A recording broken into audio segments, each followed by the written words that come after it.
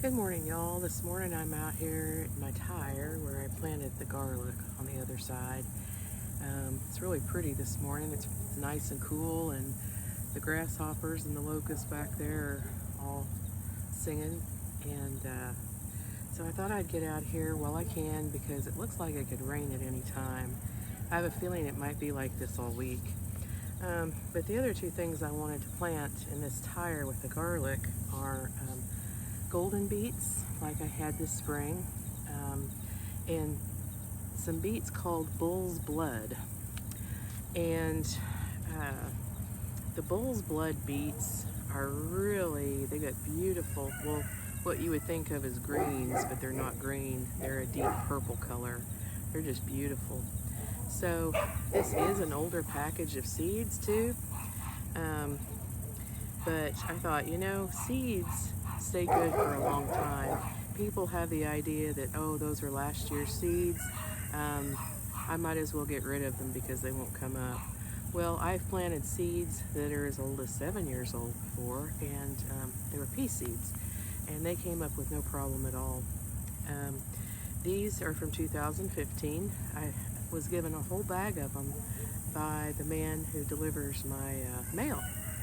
He said, well, I see you can garden, and I'm not very good at it, so I think I'll just let you have my garden seeds. So I've traded him out produce for his seeds. So anyway, I will, as you can see, this isn't a real big bag of seeds, or it doesn't look real big. The thing about seeds, when you buy them in packages like this, they usually are much less expensive because they come in a little plain white envelope with the name of the seeds and the year that they were produced for, that they were packaged for. So there's much less expense involved. When you get into all the envelopes of seeds that have all the beautiful pictures on them and all kinds of print on them, that's, I think, what makes a lot of it expensive, and sometimes just the name brand, like Burpee maybe, and not to put Burpees down, but their seed packages have a lot of information, and they're usually very colorful, have pretty pictures sometimes, and they're not the only ones. There's several that do that, and so there's a lot of expense in that. So anyway, I'm going to plant these bull's blood beets this morning.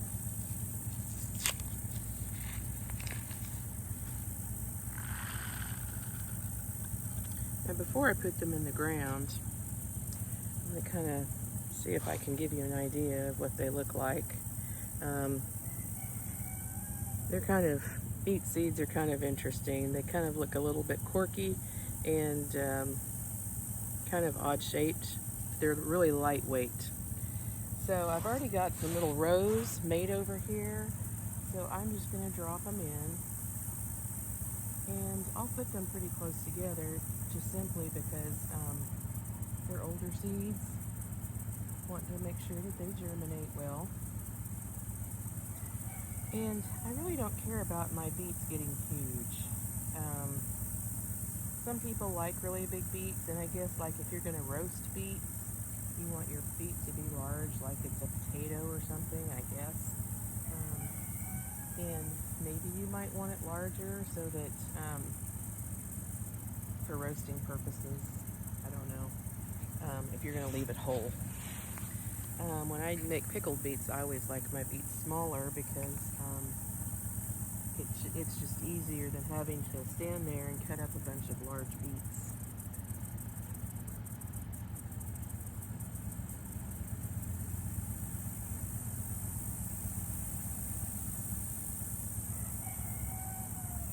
Go back in here and kind of fill in different areas, see if I can get them all used here.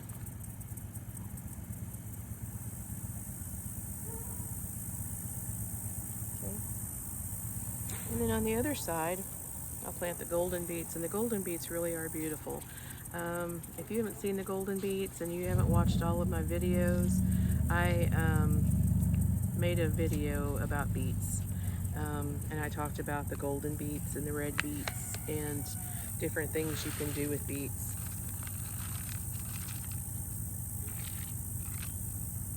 Okay, so honestly, the name of the company on this package is so small I can't even see it with my glasses on. Um, I'm sure if I looked at the box then I would know where they came from. But this is from Pine Tree Garden Seeds, and I ordered several packages of seeds from them. They're a smaller company, and I think that they basically deal with heirloom seeds. It says always non-GMO, helping gardeners since 1979. So anyway, I kind of like to go with some of the smaller companies sometimes, because you'll find that their prices aren't nearly as expensive as some of the better known companies. So I'm just kind of dropping the seeds down. Now, honestly, on the package, does this package say no?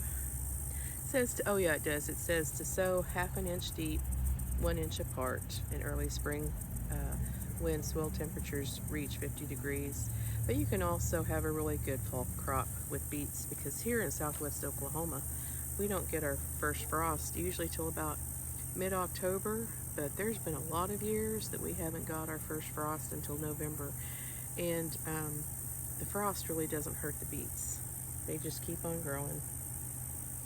And like I say, I'm not going to have them in the ground forever because I actually like them to be a little bit smaller.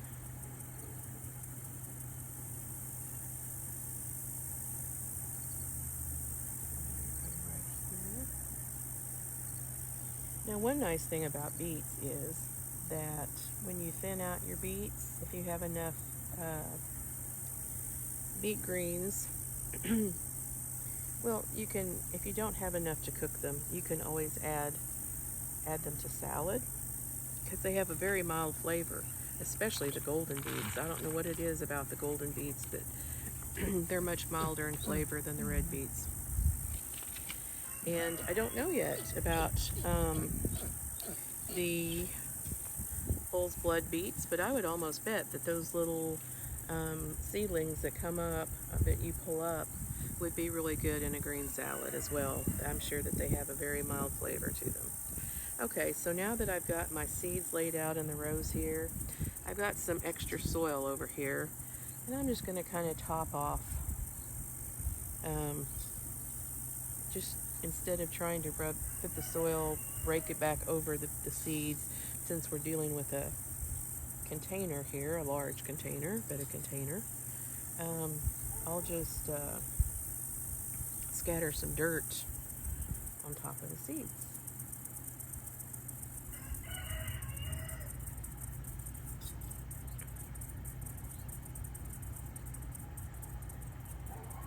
Now, some other things I'm going to plant here in a minute on the other side, and the other tire, are some turnips, some radishes, and some spinach. And I'll tell you about that here in a minute, because spinach I'm planting will be a little bit different than the spinach that we're all used to. Get that ripped. My dividing line there. And I just used like the handle of a rake or something to make the dividing lines in my garden in this container. It's just so big. It's not really big enough for, I mean, it's a little bit too big for just planting one thing, especially this time of year. I guess if I had a big family and everybody liked beets, it would be a little bit different. But my husband and I mainly use beets for pickling, But we've discovered that we also like to cook them and eat them, to roast them. They're really good. And like I said in the video about beets, you can eat every part of the beet except, well, the beet itself, the red part or the golden part, is considered the root. But we cut off that root end of it, and then you can eat the stalk, where the leaf, it leads up to the leaf, and you can eat the leaf. You can roast the stalks. You can chop them up and put them in with your beet greens. You can even add a little bit of cooked beets into your greens if you would like to. It's really good. When I was a kid, I didn't think so, though. When I was a kid, I did not like beets at all. It was like one of those things that I put in the same category as spinach and liver. He weren't going to get me to eat a beet, probably. Okay, I'm going to move over to the other side. And just so you know, I did have a few golden beet seeds left. And I planted them thick enough. And they're new seeds. Well, they were packaged for 2020. So I should be fine on golden beet seeds for next year, and have plenty planted there. Now we're going to move to the other tire.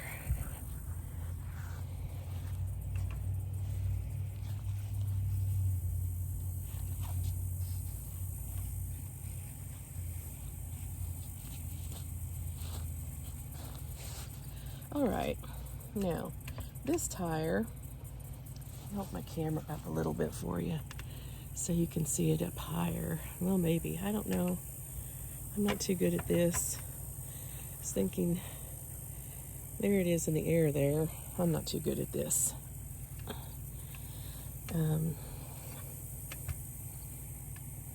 There we go. I think now you can see how it looks more. This is an old branch from my mom's fig tree that I used for a trellis through the summer, and so I just broke off a part of it so I could put it in the middle to kind of divide it in half. And then I have made rows going across all the way. Okay, so I really kind of want this to be the middle section so that I can plant several things. And like I say, I don't want a whole lot of any one particular thing because this is my fall garden. I'm back at work. And so this is just basically to eat fresh vegetables right now. So one thing I wanted to get planted is turnips. Now this package of turnips is something like you might see in a dollar store. They're usually pretty inexpensive. Yeah, they're 99 cents a packet, but I bought a whole bunch of this brand of seeds the other day that were on clearance for 33 cents a package. So what I like about these is they don't get very big, because I'm not really a big fan of turnips, but I love turnip greens, and I like to boil the turnips and chop them up and put some of the chopped up turnip in with the greens when I cook them. But it says that let's see, yeah, they're ready to pick when they're about 2 to 3 inches across, okay, in diameter.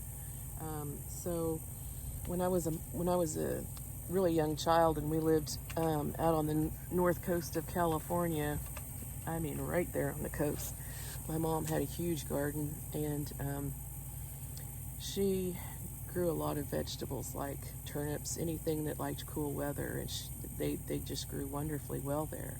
Well, I remember she had huge turnips and huge beets,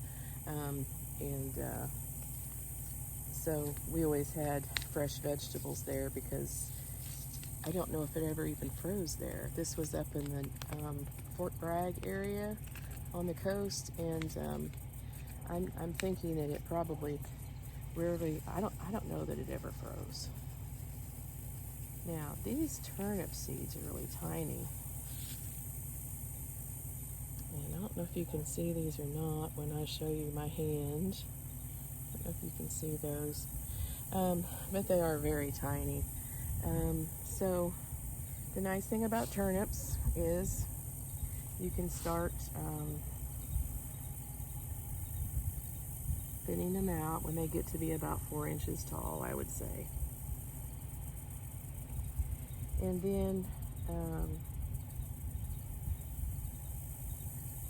I don't know if you could eat them, if you would want to eat them raw. I can't remember exactly what they're like raw because it's been a long time since I have grown turnips.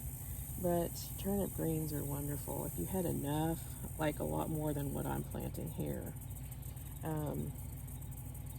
turnip greens are awesome. And you know, this sort of thing sometimes can be hard to find in a grocery store.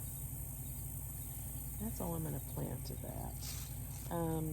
Sometimes you'll find them in like little mom and pop type grocery stores, but there's not many of those left anymore. And usually when you find things like turnips and turnip greens, I should say, in the bigger name grocery stores, they're awfully expensive. And beets have gotten awfully expensive too. They're not cheap at all, and I don't know if it's because people have gotten to the point where they think that, okay, beets are the superfood and they're wonderful, and we like beet juice and we like beet powder and all this stuff. But anyway, what they don't realize, I guess, is that people have been eating this stuff forever as part of their main diet and never gave it a thought of it being anything that special. Okay, so on the other side, I am going to plant some French breakfast radishes. And these are red and white radishes, and they grow long instead of round. This is another package of those seeds I was telling you about from 2015.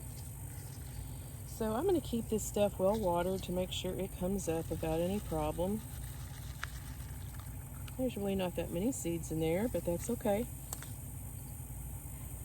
And so I'm just going to do the same thing kind of on my rows here, just kind of spread them out.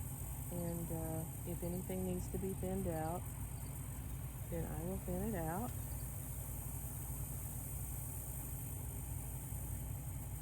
You can probably do some.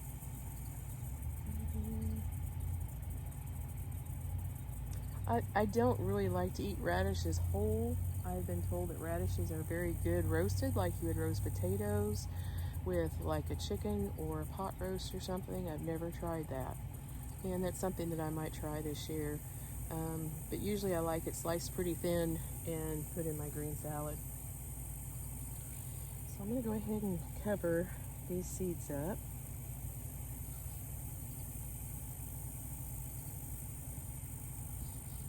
So thankful that the weather cooled off. I love the summer for the garden, but when fall hits, I enjoy being outside so much more.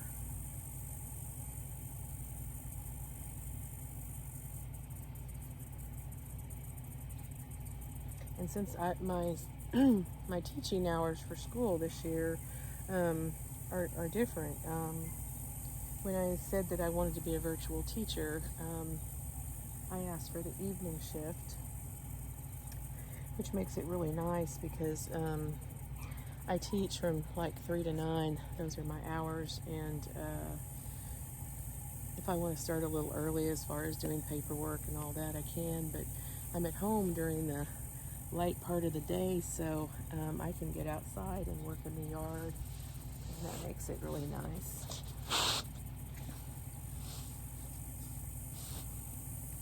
Don't know how long this will last, but I'm enjoying it while it's going on.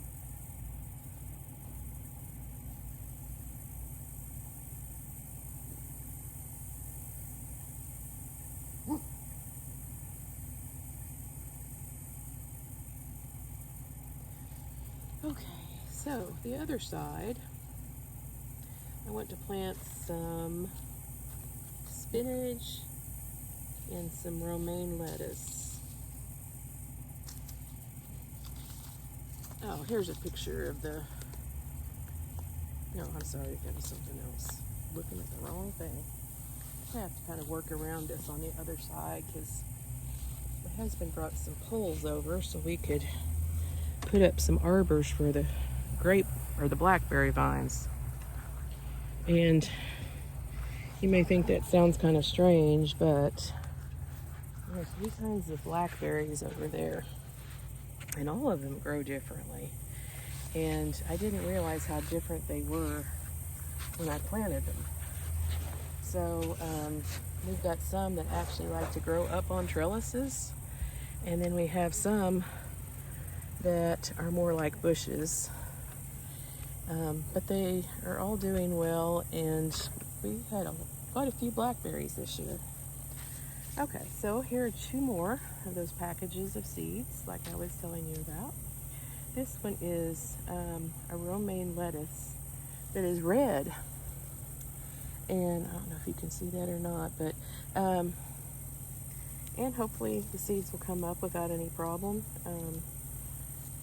Like I say, I've never had problems before with old seeds. Sometimes you can buy new seeds and they won't come up. So I think it depends on sometimes how they're stored or how they're harvested. I don't know, because it's a big thing to even harvest seeds. Cover that up a little bit over here. Didn't notice that. Okay, so I'm just going to kind of scatter these out, because with greens, I just kind of let them get started growing. And then I come in and I thin them out. And the nice thing is when you cook greens, you don't have to just cook one kind of green at a time. I just have a few here, and since they're older seeds, I'll just scatter them out. You can also say if I had some beet greens, some turnip greens, some spinach, because I'd come out and thinned everything out, I could just put it all together and cook it together. Mixed greens are really good. I like collard greens and spinach greens mixed together. They taste really good too. I'm going to use some of this dirt from around the edge up here.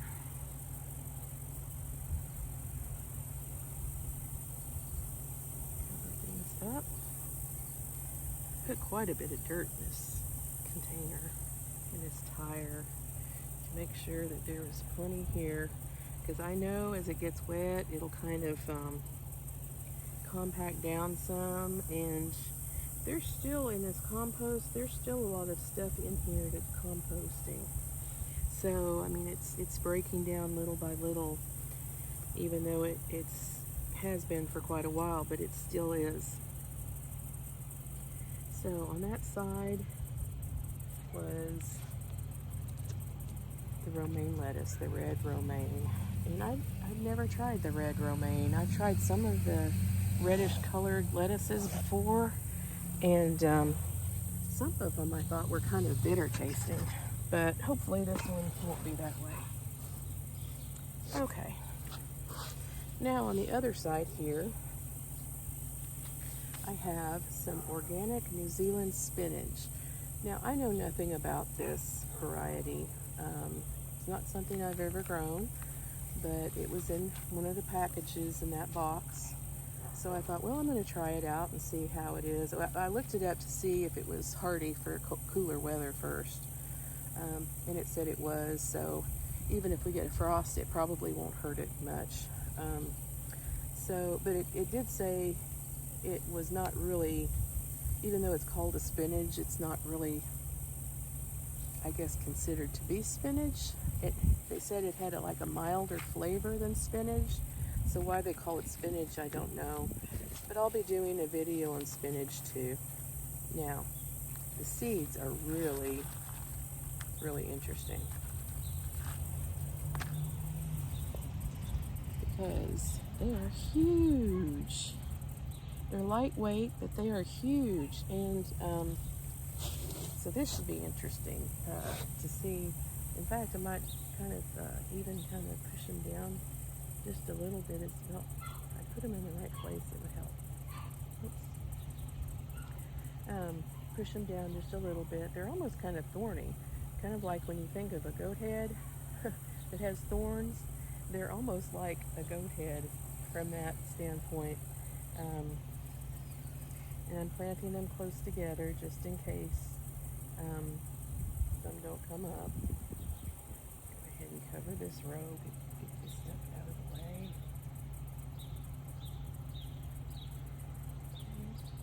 Container gardening is much different than planting in your regular garden.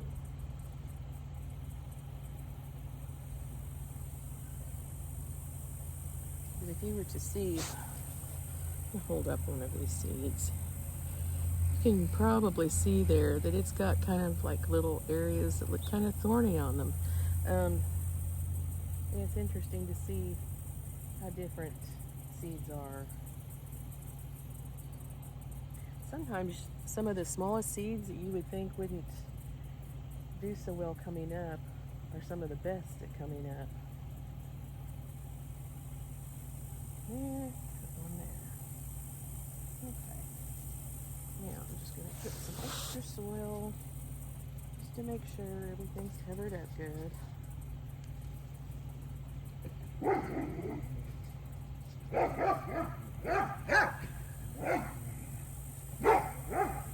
So this is my first time to plant things in a tire. But since the tires were free, all I had to do really was pay for dirt to help finish filling them up. Didn't really want to take dirt out of my garden because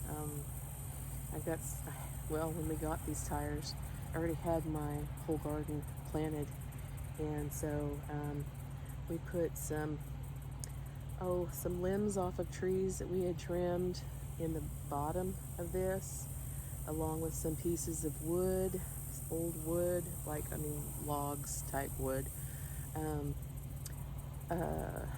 and to fill up the bottom part of it. And that's probably why it started sinking so fast, was because there were so many areas to fill in. But that's okay. And I got some more dirt in here.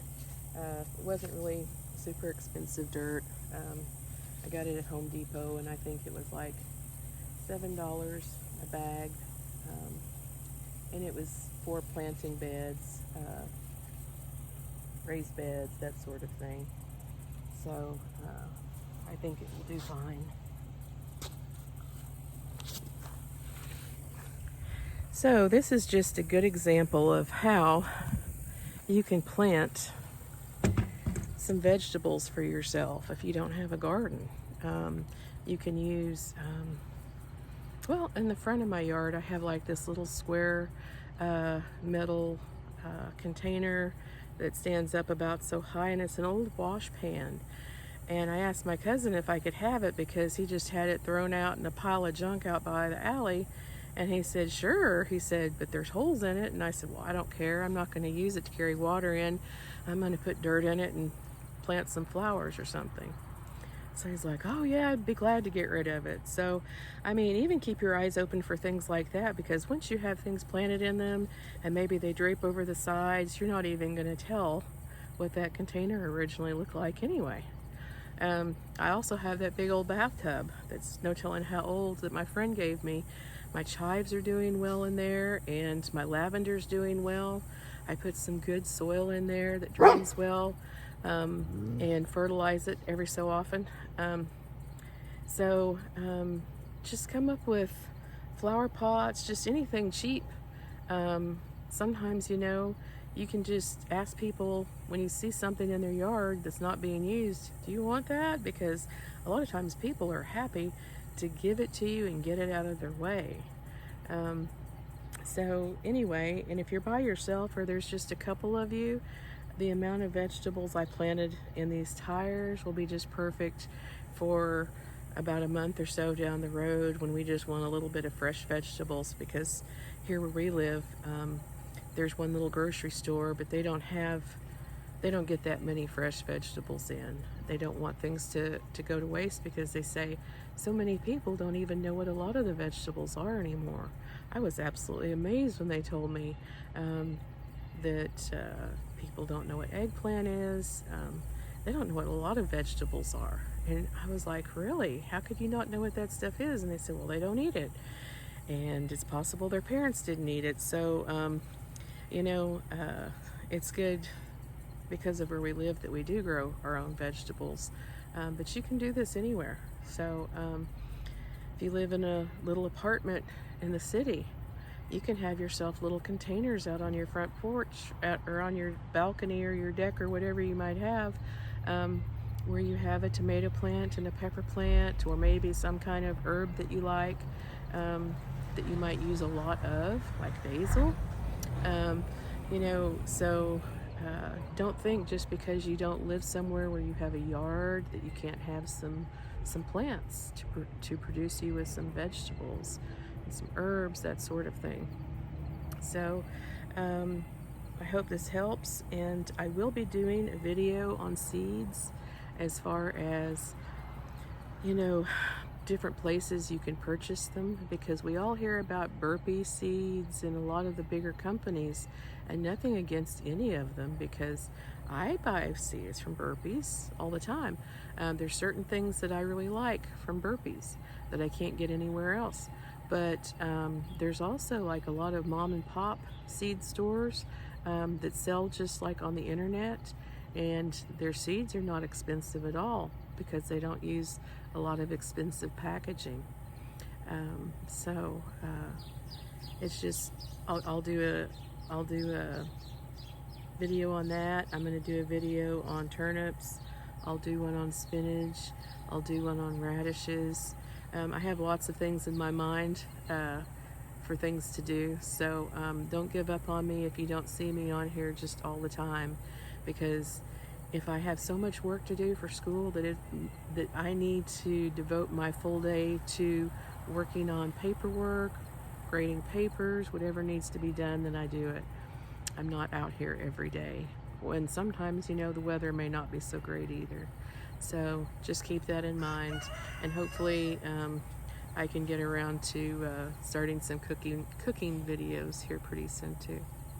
So hope you guys have a great day, and see you next time. Bye.